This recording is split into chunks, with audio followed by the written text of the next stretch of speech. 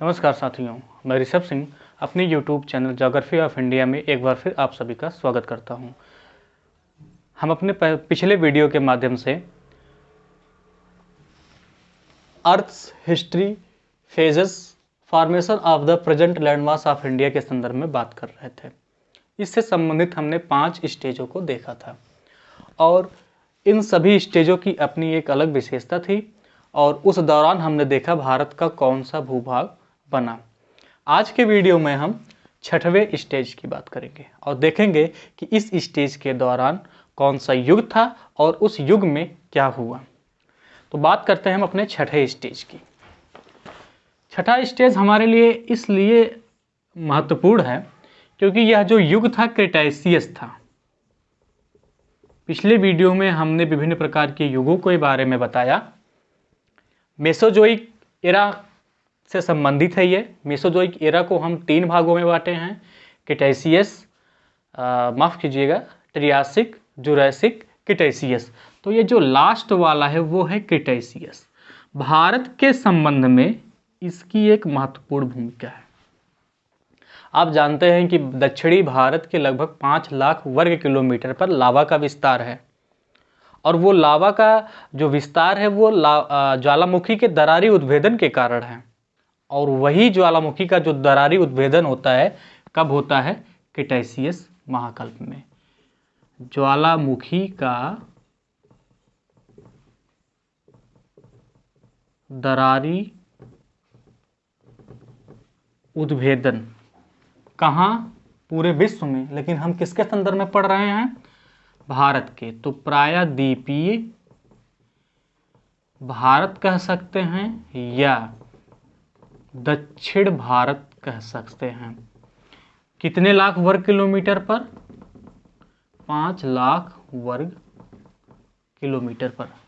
अब 5 लाख वर्ग किलोमीटर पर लावा अर्थात बैसाल्टिक चट्टानों का निर्माण हुआ है और उसी के फलस्वरूप उसके अपर्दन एवं अपक्षय एवं अपर्दन तथा निक्षेपण के फलस्वरूप ही काली मिट्टी का निर्माण हुआ है। तो यह एक प्रोसेस होता है जिसके द्वारा मृदा का निर्माण होता है। तो फिलहाल यहाँ पर इतना जान लीजिए कि 6th स्टेज में क्रेटाइसियस जो कि मेसोजोइक का एक तीसरा पीरियड था, उस दौरान संपूर्ण विश्व में ज्वालामुखी का दरारी उद्भेदन हुआ, तो भारत में भी हुआ। फलस्वरूप दक्षिण भारत के लगभग 5 लाख वर्ग किलोमीटर पर लावा का विस्तार हुआ। अब ये जो लावा का विस्तार होता है जिसको हम डेक्कन ट्रैप बोलते हैं, आगे हम पढ़ेंगे विस्तृत रूप से। डेक्कन ट्रैप की ऊंचाई या मोटाई ये अलग अलग है हर जगह।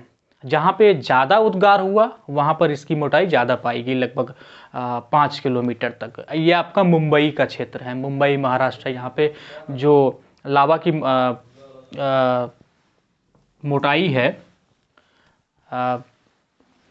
बैसाल्टिक लावा की, वो लगभग 5 किलोमीटर है। और सबसे कम जो मोटाई पाई गई है वो मध्य प्रदेश में अनूपपुर के आसपास पाई गई है। तो ये तो हो गया हमारा 6ठा स्टेज। और इसमें कुछ खास बात, क्रेटाइसियस काल के दौरान लगभग 5 लाख वर्ग किलोमीटर से अधिक क्षेत्रफल पर लावा के जमाव को अर्थात डेक्कन ट्रैप का निर्माण हुआ। तो ये तो बात हो गई हमारे 6th स्टेज की। अब बात करते हैं अपने 7th स्टेज। 7th स्टेज, तो 7th स्टेज का जो प्रारंभ होता है वो क्रेटाइसियस युग के बाद होता है और क्रेटाइसियस युग के बाद शुरू होता है टर्शियरी युग। कौन सा युग? टर्शियरी। टर्शियरी को तृतीयक युग भी बोलते हैं और यह संबंधित किससे है? आपके सीनोजोइक।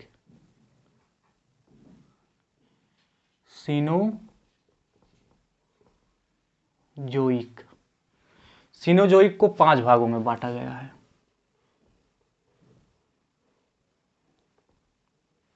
पहला है प्लायोसीन, दूसरा इयोसीन, तीसरा ओलिगोसीन। प्लायोसीन, इयोसीन, ओलिगोसीन, चौथा मायोसीन और अंत प्लियोसीन। इन 5 भागों में बांटा गया है। अब इसकी जो विशेषता है भारतीय भूभाग के संबंध में अत्यंत ही महत्वपूर्ण है, क्योंकि इसी दौरान हिमालय जैसे महान पर्वत की उत्पत्ति हुई। हिमालय जैसे महान पर्वत की उत्पत्ति का प्रारंभ जो होता है यहाँ पर होता है, यहाँ पर होता है। महान हिमालय का जन्म यहाँ पे हुआ है, मध्य हिमालय का जन्म यहाँ पे हुआ है, और शिवालिक का निर्माण यहाँ पे हुआ है और अब भी जारी है। तो एक प्रकार से मध्य ओलिगोसीन से लेकर के मध्य प्लियोसीन तक किसका निर्माण हुआ है? हिमालय जैसी महत्वपूर्ण पर्वत श्रृंखला का निर्माण हुआ है। तो ये तो बात हो गई टर्शियरी के विभिन्न भागों की। तो आइए हम टर्शियरी केवल देखते हैं। अब हिमालय की निर्माण तो हमने कर दी, लेकिन कैसे हुआ? पिछले वीडियो में हमने देखा था अंगारा लैंड, ये था अंगारा लैंड, और ये था इधर गोंडवाना लैंड। बीच में टेथिस सागर, इसको भारतीय पट्ट कहते हैं। प्लेट टेक्टोनिक थियरी जब पढ़ेंगे तो इसको अंगारा लैंड और इसको गोंडवाना लैंड ना बोल करके इसको एशियन यूरेशियन प्लेट और इसको इंडो ऑस्ट्रेलियन न्यूजीलैंड प्लेट के नाम से जानेंगे। अब ये इस प्लेट का दबाव इधर की तरफ पड़ा, तो फलस्वरूप जो यूरेशियन प्लेट थी ये हल्की, क्या थी? हल्की, अभी भी है, और सागरी तथा महाद्वीपीय होने के कारण भारतीय प्लेट क्या है? इससे भारी है, भारी। अब जब इसका दबाव इधर की तरफ पड़ा तो भारतीय प्लेट का छेपड़ यूरेशियन प्लेट के नीचे हुआ। अब जब यूरेशियन प्लेट के नीचे हुआ तो ये वाला भाग था ये वलित हो गया, वलित होकर के पर्वत के रूप में आ गया और हिमालय पर्वत का निर्माण हो गया। और जो भाग ऊंचा तो उठ गया लेकिन वलन के रूप में प्रभावित नहीं हो पाया, वो एक सपाट पठार के रूप में जाना जाने लगा, जिसे तिब्बत के पठार के नाम से हम जानते हैं। तो इस प्रकार से इस युग के दौरान, टर्शियरी युग के दौरान हिमालय पर्वत की उत्पत्ति हुई। कैसे हुई? भारतीय प्लेट के यूरेशियन प्लेट के नीचे छेपड़ होने के कारण, वलित अवसादों के फलस्वरूप। अच्छा, जो अवसादों का जमाव था ये टेथिस सागर में भी होता था, तो पूरे टेथिस सागर का ही वलन हो गया, और आज इसी टेथिस सागर के स्थान पर सिंधु गंगा ब्रह्मपुत्र का जो मैदान है पाया जाता है। तो आइए देखते हैं कि इस दौरान और कौन कौन सी घटनाएं घटी। तो जो स्टेप है, तो सबसे पहले टर्शियरी युग है, इसके बाद भारतीय पट्ट गोंडवाना लैंड के एशियाई प्लेट के नीचे छेपड़ से तथा टेथिस भूसन्नत के अवसादों के वलन के फलस्वरूप हिमालय के तीनों क्रमागत श्रेणियों का निर्माण हुआ। और ये तीनों क्रमागत श्रेणियां कौन कौन सी थी? हिमाद्री, जिसे महान हिमालय के नाम से जानते हैं, मध्य हिमालय, जिसे हम हिमाचल हिमालय के नाम से भी जानते हैं, शिवालिक हिमालय, जिसे हम बाह्य हिमालय के नाम से भी जानते हैं, इनकी रचना हुई और अभी भी इनका निर्माण जारी है। साथ ही साथ इसी दौरान प्लियोसीन, जो आपका लास्ट वाला सीन है, इस दौरान टेथिस भूसन्नति के स्थान पर किसका निर्माण हुआ? सिंधु गंगा ब्रह्मपुत्र मैदान का निर्माण हुआ। तो ये तो हमारा हो गया 7th स्टेज। इसके बाद हम देखेंगे 8th स्टेज। 8th स्टेज का जो समय रहा है वो प्लियोसीन से लेकर के PLIOCEN से लेकर के होलोसीन तक रहा है। होलोसीन,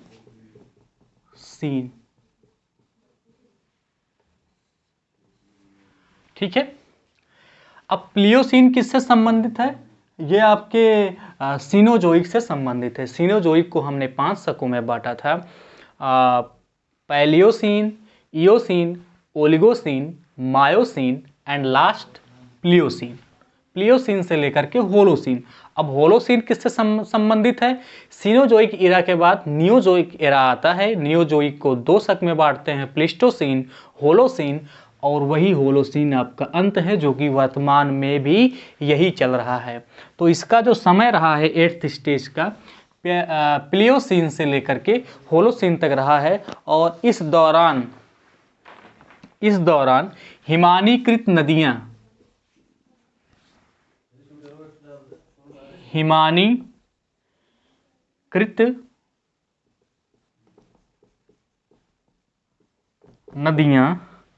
अवसादों के निक्षेपण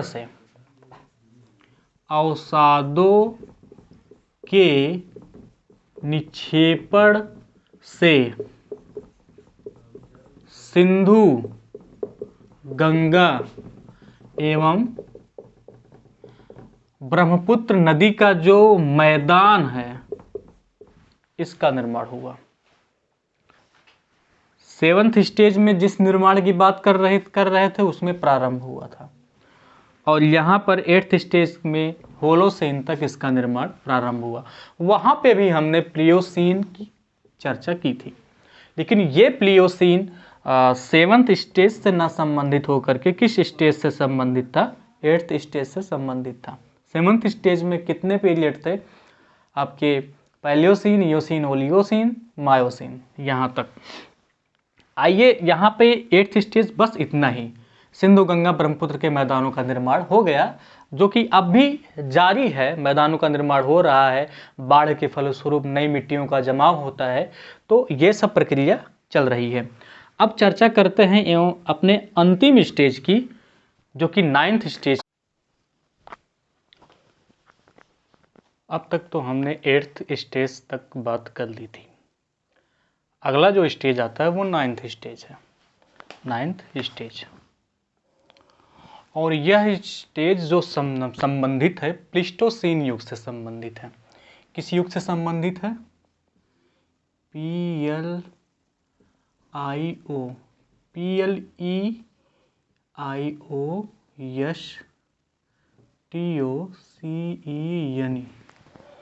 प्लीस्टोसीन युग से संबंधित है।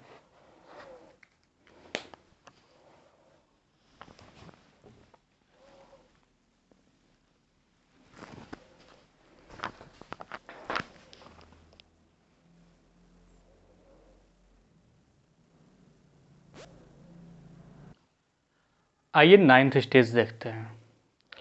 9th स्टेज जो है ये, इसमें भारत के मानचित्र की ज़रूरत पड़ेगी, तो रैंडमली यहाँ पे एक मानचित्र बना दिया गया है, जो कि काफ़ी हद तक सही है और काफ़ी हद तक बुरा भी है। फिलहाल आप जो मुझे समझाना है वो इस पर हम समझा देंगे। तो 9th स्टेज की जो शुरुआत होती है वो प्लीस्टोसीन युग से होती है। प्लीस्टोसीन, इसको हम अभिनूतन बोलते हैं। क्या बोलते हैं? अभिनूतन। जैसा कि हमने पढ़ा है कि प्लीस्टोसीन जो है ये नियोजोइक इरा का एक कल्प है। इरा कितने हैं? लगभग 5 हैं। पहला जो इरा महाकल्प है या इरा है वो प्रीकैम्बियन महाकल्प है, जिसके अंतर्गत 2 आते हैं, आर्कियोजोइक, प्रोटोरियोजोइक। दूसरा पैलियोजोइक इरा, जिसके अंतर्गत 6 कल्प आते हैं, क्रमशः Cambrian, Ordovician, Silurian, Devonian, Carboniferous, Permian. इसके बाद आता है मेसोजोइक, 3 शक आते हैं, ट्रियासिक, जुरासिक एंड क्रिटेशियस। फिर आता है आपका चौथा सीनोजोइक एरा, जिसे सीनोजोइक महाकल्प के नाम से जानते हैं। इसको 5 कल्पों में हम डिवाइड किए हुए हैं, Palaeocene, Eocene, Oligocene, Miocene and Pliocene. फिर आता है हमारा आखिरी महाकल्प, जिसको हम नियोजोइक एरा के नाम से जानते हैं। इसको हम 2 शक में बांटते हैं या कल्प में बांटते हैं। पहला है प्लीस्टोसीन और लास्ट वाला है होलोसीन। अभी वर्तमान समय में होलोसीन चल रहा है, तो हम प्लीस्टोसीन की बात करते हैं। तो जो हमारा 9th स्टेज संबंधित है प्लीस्टोसीन से संबंधित है। अब यहाँ पे ध्यान देने योग्य बात यह है कि यहाँ पर एक है राजमहल गारो गैप है।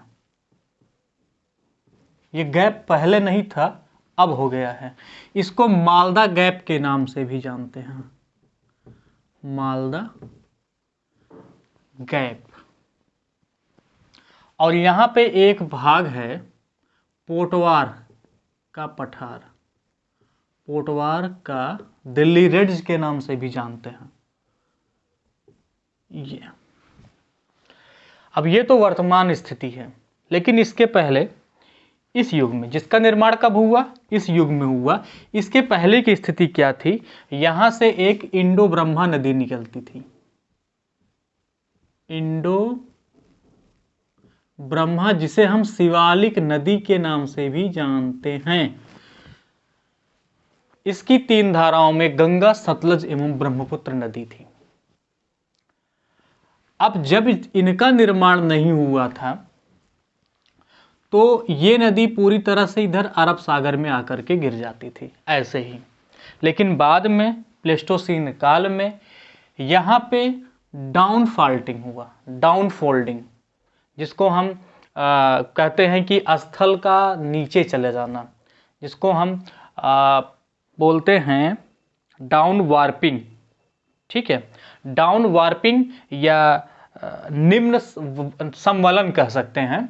तो डाउन वार्पिंग के फलस्वरूप जब ये नीचे गया तो ये गैप का निर्माण हो गया और गंगा का जो गंगा धारा है, गंगा की जो धारा है वो इधर आ गई। ठीक है, अब जब गंगा जी की धारा इधर आ गई तो यहाँ पे यमुना नदी जाती थी, यमुना, सरस्वती, इंडो ब्रह्मा नदी सब एक साथ इधर बहती थी। तो यमुना नदी की धारा भी इधर मुड़ गई और सरस्वती धारा यहीं पे जो है समाप्त हो गई।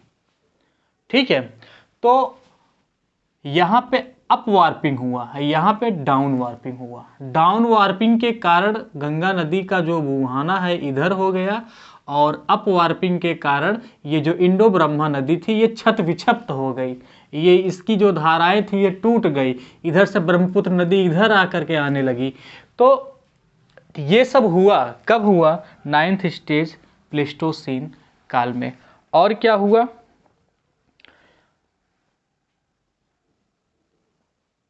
नर्मदा ताप्ती गर्तों का निर्माण हुआ। नर्मदा ताप्ती, यहाँ पे नर्मदा नदी है और यहाँ पे ताप्ती नदी है। नदी है फिलहाल अभी, लेकिन पहले क्या बना होगा? गर्त बना होगा, खाई, जिसमें जल के आ जाने से फिर वह किसका रूप ले ली? नदी का रूप ले ली। और पश्चिमी तट का धसाव हुआ। पश्चिमी तट, ये हमारा पश्चिमी तट है, वेस्टर्न कोस्ट, ये चला गया समुद्र के अंदर, चला गया समुद्र के अंदर चले जाने के कारण तो पश्चिमी घाट जो है यह पश्चिमी पर्वत या सह्याद्री पर्वत के नाम से जाना जाने लगा। वास्तव में यह पर्वत नहीं है, यह प्रायद्वीपीय पठार का ही क्या है? कगार है, जिसका नीचे वाला भाग कहाँ डूबा हुआ है? अरब सागर में डूबा हुआ है। तो यह सब प्रक्रिया कब घटी? यह सब प्रक्रिया घटती है प्लीस्टोसीन काल में। और भी बहुत सारी चीजें होती है। यहाँ पे मोड़, जो ये ब्रह्मपुत्र नदी का मोड़ है, ये ऐसे ही मोड़ नहीं बना हुआ है। यहाँ पे ये जो श्रेणी पाई जाती है ये मुड़ गई है। अब इसी श्रेणी के मुड़ने के कारण ब्रह्मपुत्र नदी यहाँ पे आकर के गंगा नदी से बांग्लादेश में मिल जाती है। तो ये हो गया। और अब गंगा नदी की वाहिका, गंगा नदी में बहुत सारी सहायक नदियाँ मिलती हैं और ये गंगा नदी में आकर के मिलती हैं, कहीं पे इधर ही उधर मिल जाती हैं। अब गंगा नदी का जो ये किनारा है धीरे धीरे दक्षिण की तरफ खिसक रहा था, अंततः कहाँ आ गया है? यहीं पे प्रायद्वीपीय पठार का अग्रभाग आ गया है। और प्रायद्वीपीय पठार के उत्तर में ही गंगा नदी बहते हुए जो है अब प्रवाहित हो रही है। यानी लगभग प्रायद्वीपीय पठार की सीमा, उत्तरी सीमा किसके द्वारा निर्धारित हो रही है? गंगा नदी के द्वारा हो रही है उत्तरी सीमा। अब उपरोक्त शैल की अवसादीकरण एवं विवर्तनिक इतिहासों के आधार पर भारत के समूचे स्थलीय तंत्र को 3 प्रमुख संरचनात्मक या इन्हें त्रिविवर्तनिक विभागों के नाम से भी जाना जाता है। अब तक हमने कुल कितने स्टेज पढ़े? 9 स्टेज पढ़े। अब इन्हीं 9 स्टेजों को हम कितने भागों में बांटे हैं? 3 भागों में बांटे हैं। पहला जो है उत्तर का पर्वतीय क्षेत्र है, जिसके अंतर्गत हिमालय एवं उसकी पर्वत श्रेणियाँ आती हैं। फिर दूसरा जो है सिंधु गंगा ब्रह्मपुत्र का बृहद मैदान है, उसके साथ ही साथ जो समुद्र तटीय मैदान है उनको भी उसमें शामिल किया जाता है। और फिर तीसरा प्रायद्वीपीय भारत। तो ये तो हमारा हो गया कुछ महत्वपूर्ण फेजेस जो युगों के आधार पर भारत की संरचना के बारे में बताते हैं कि कब किस संरचना की उत्पत्ति हुई। देखिए, भूगर्भिक जो भारत का भूगर्भिक इतिहास या भारत की भूगर्भिक संरचना नामक आपका अध्याय है, ये काफ़ी बड़ा है। बड़ा इसलिए है क्योंकि इसमें हमें भारत को पूर्ण रूप से समझना होता है।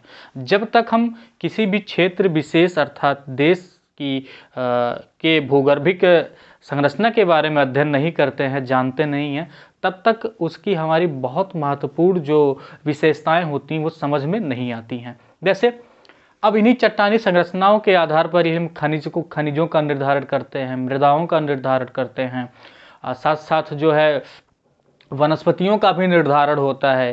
तो बहुत सारी चीज़ें हैं, पूरी इकोनॉमिक एक्टिविटी जो है ये इस पर डिपेंड है। तो जब तक हम भारत की भूगर्भिक संरचना का अध्ययन नहीं कर लेंगे तब तक आगे आने वाले किसी भी अध्याय का हम अध्ययन नहीं कर पाएंगे। तो इसीलिए भारत की भूगर्भिक संरचना का अध्ययन हमारे लिए महत्वपूर्ण हो जाता है।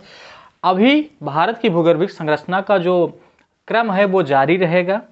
अब इसके बाद आप major rocks group of India पढ़ेंगे, जिसमें भारत को कई चट्टानी समूहों में बांटा गया है। वहीं से हमारे भारत के भूगर्भिक इतिहास की वास्तविक यात्रा प्रारंभ होती है। मिलते हैं अपने अगले लेक्चर में। धन्यवाद।